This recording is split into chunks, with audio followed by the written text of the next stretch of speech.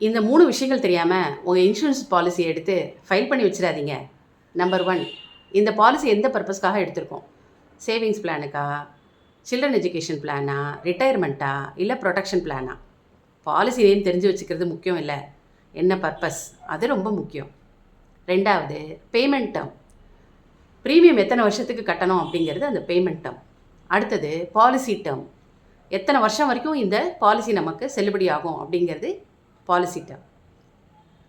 3வது, இந்த ப்ரீமியம் நம்ம தொடர்ந்து கட்டிகிட்டே வரோம், அதுக்கான பெனிஃபிட்ஸ் என்ன அப்படிங்கிறத நம்ம தெரிஞ்சு வச்சுருக்கணும். இது கேரண்டீட் பெனிஃபிட் தருமா, நான் கேரண்டீட் பெனிஃபிட்டா, இல்லை மெச்சூரிட்டி பெனிஃபிட்டா? நீங்கள் ஆல்ரெடி பாலிசி எடுத்து வச்சுருப்பீங்க.